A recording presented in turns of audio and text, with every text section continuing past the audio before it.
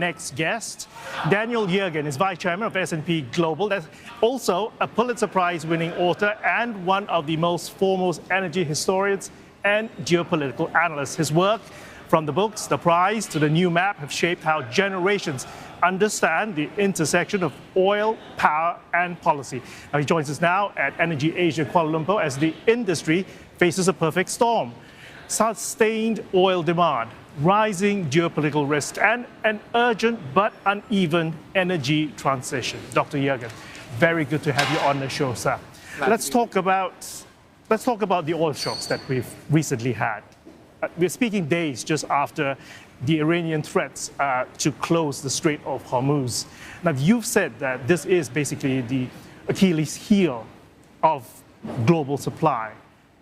How exposed are we? Well, the Strait of Hormuz has been a risk really for decades. People have talked about it. It's never really been closed. But we're in a really unprecedented situation with the nature of this war, which combines traditional warfare with new warfare in terms of drones and so forth. And so it's just not clear where you're going to get to. What would a negotiation be? So there's a high danger factor, and that danger factor, that risk factor, is what's reflected in the oil price right now. There's been no real disruption of supply, but it's rather fear about disruption of supply. So how do you see oil markets reacting if, say, the tensions in the Middle East rises? I mean, are we entering, say, a new oil shock era? Well, there is an if to that. If that happens, we could be. We've had oil shocks before, and obviously the Middle East is an absolutely critical area for providing not only oil, but also liquefied natural gas, LNG. So once again, the Strait of Hormuz is in the center of discussion, and the Iranians have, of course, as they've done in the past, threatened to disrupt it if they choose to do so. But also, I should say that the U.S. Navy and others have practiced for many years to open the Strait of Hormuz if it's temporarily disrupted. So one should not jump to conclusions that it would be permanently closed. There is a well-thought-out plan to respond to that.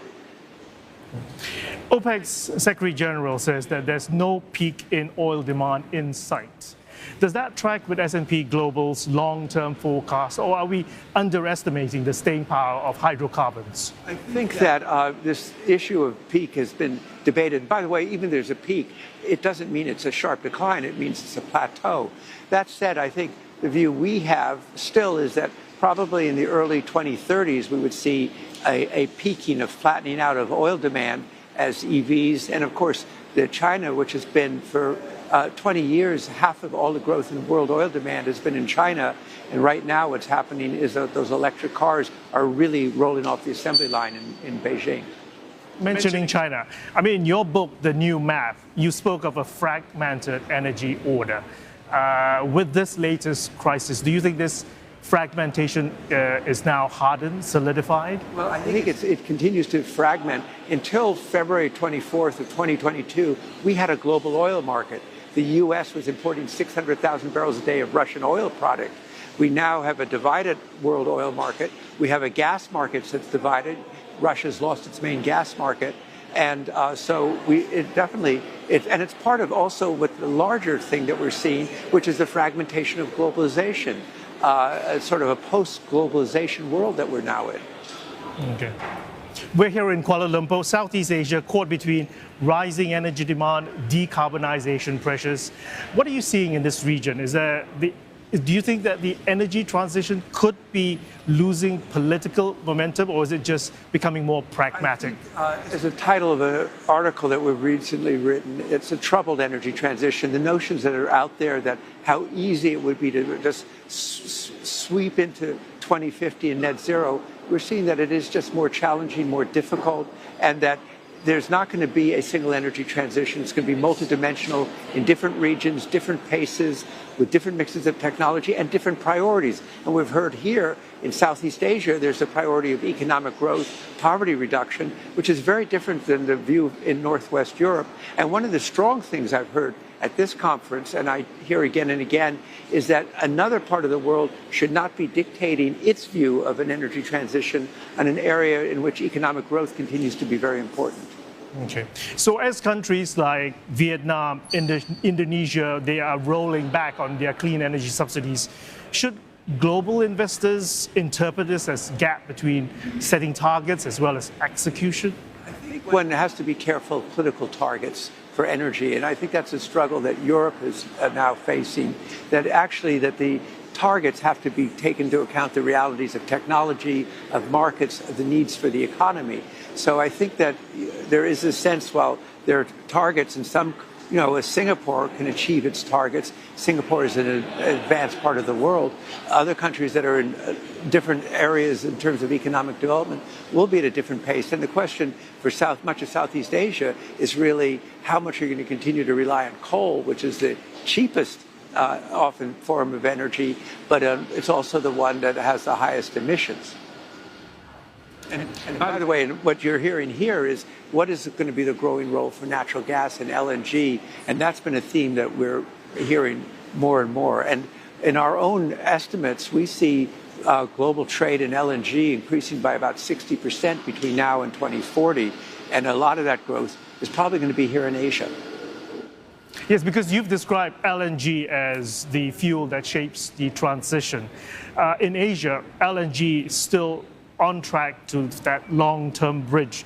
But are we having a rethink in terms of the price and the security risk aspects? Price is always important. I mean, the basic answer to energy security is diversification of sources, not being over-dependent on one thing or over-dependent on another thing. That's something that Germany learned in terms of its over-dependence on Russian gas combined with renewables. And so it really needs to be a diversified mix if you want security. Are LNG contracts now becoming more important again, given the current volatility? I think that LNG, I mean, we heard at our CERAWeek conference in March, hearing it here, is that there is a sense that this global market in LNG is going to continue to be larger and larger and a very important part of the energy mix. I want to talk about China's dominance in the clean energy supply in terms of shaping energy geopolitics.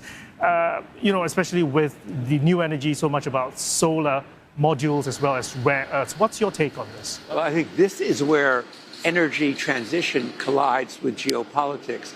We see it in the tariffs that the Trump administration is putting on solar panels. So China has all of that domination. I think one important thing that gets left out of the discussion is the mineral content of the energy transition. And we're looking now at the question of copper demand, which is the metal of electrification. An electric car uses 2.5 to 3 times more copper than a conventional car. And in an age of AI and increased defense spending, there are real constraints on minerals. And of course, China has a very strong dominant position in processing of minerals. So there is a kind of political connotation that has changed as China clearly has a leadership now in electric vehicles. Final question. You've chronicled energy upheavals for decades. Do you see today's scenario as one of the more complex that you've ever seen? Yes, it is. That you had the breakdown of global markets. There's Russia, one of the big three producers. It can't export to Europe, the division of the market. And right now we're looking at a war, the intensity of this war that has developed between Israel and Iran, following on the International Atomic Energy Agency saying that Iran was in violation. And there was a strong sense that it was weeks or months away from 6 to 9 nuclear weapons.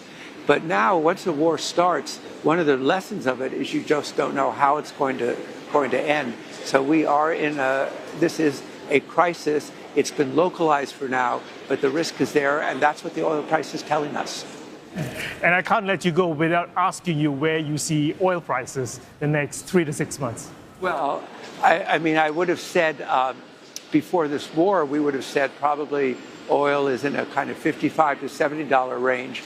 But events have changed it, and so now the scenarios are all over the place, and it really depends upon how this war plays out.